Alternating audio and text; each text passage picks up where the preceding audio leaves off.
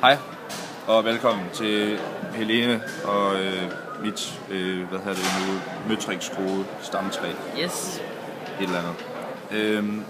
Vi vil starte med at gennemgå, hvorfor vi har lavet vores stamtræ, som vi har. Så der kan vi starte heroppe med toppen. Og der har vi simpelthen taget et helt almindeligt søm. Kan du holde det op foran kameraet? Ja, det er super. Og det har vi valgt at tage. Det vi sådan mener, at det sådan er moderdyret. Og den har den mest sådan, har den mest basale funktion. Ja, og simpleste også. Også fordi den ikke kræver særlig mange værktøjer for at kunne tjene den, eller sådan særlig specielle værktøjer. Præcis. Og der tænker vi både længde og fatning. Præcis. Og så uden, altså der er slet ikke noget at skrue ved den. Ja, det er præcis. Så går vi videre til den her, vi mener så, at den har så udviklet sig ind til et lidt større søm. Ja. Og det kunne være fordi, at der så, altså i det miljø, hvor sømmet har været, der har der simpelthen været krav om et større søm. Altså det kan for eksempel have været geografisk isolation, hvor at der har været tykkere træer, den skulle binde fastere i, og derfor et længere søm. Lige præcis. Og så har den så lavet en lidt mere radikal udvikling her, og blevet til en skrue. Vil du lige vise, at det er en stjerneskrue? Yes. Super, skide godt. Og det kan jo også godt have noget at gøre med, at der er nogen, der har brugt søm, og så har de simpelthen tænkt, okay, vi skal have noget, som,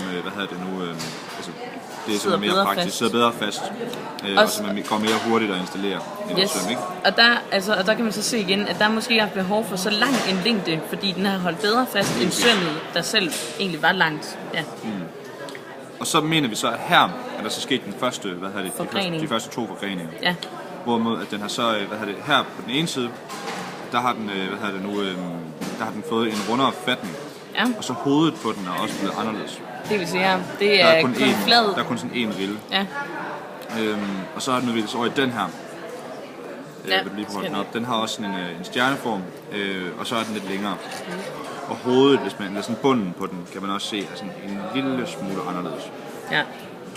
Og der kan vi komme tilbage og tale lidt om noget DNA-hybridisering senere. Det vil vi godt se. Ja. Så rykker vi herned. Her er så en lidt mere speciel art i det, at den rent faktisk er sådan et sammenkog af de to, vi har gennemgået. Ja, nemlig. Så lige prøve at holde den op. Ja. Den er lidt større, og så har den har den runde fatning fra den til venstre. Men den har faktisk, stjerneskruetrækker, hullet fra den anden, ikke? Præcis. Der er altså en kobling mellem de her to. Og så er der faktisk også en ting, som er anderledes ved den, og det er det, at hvis man prøver at kigge, for eksempel, heroppe, ikke? Jo. Der er den faktisk ikke, der er ikke sådan nogle riller her. Præcis. Og det er der heller ikke her. Og der er den gået skridtet videre. Der er den simpelthen udviklet sig, så den kan man skrue, den vil holde bedre fast. Der er sket en mutation der. Der er sket en mutation, kan jeg godt sige. Og den her, vi har her, mener vi så har udviklet sig ned til den her. Ja, forgrening. Lige præcis. Og der er sket et mere radikalt skridt, kan man sige. Både ved fatningen, den er blevet 6-kantet eller 8-kantet, kan jeg ikke lige se. Og så har vi også mistet den her stjerneskruetrække-fatning øverst. Den kan heller ikke bore ind i noget på samme måde, i det den er flad nede i enden. Mm-hmm. Og så kræver den, højst sandsynligt også et andet værktøj for at kunne betjene. Præcis. Og den mener vi så har udviklet sig ned i de her to, hvor den her, den store lange javershus her, den også er et sammenkog mellem de to overstående her. Og der kan man også se, der er enden, den er kommet på igen. Præcis. Og så er der kommet mellemrum herop også. Men samtidig, den har vedligeholdt fatningen heroppe med den kantede. Fra den til højre. Ja, nemlig.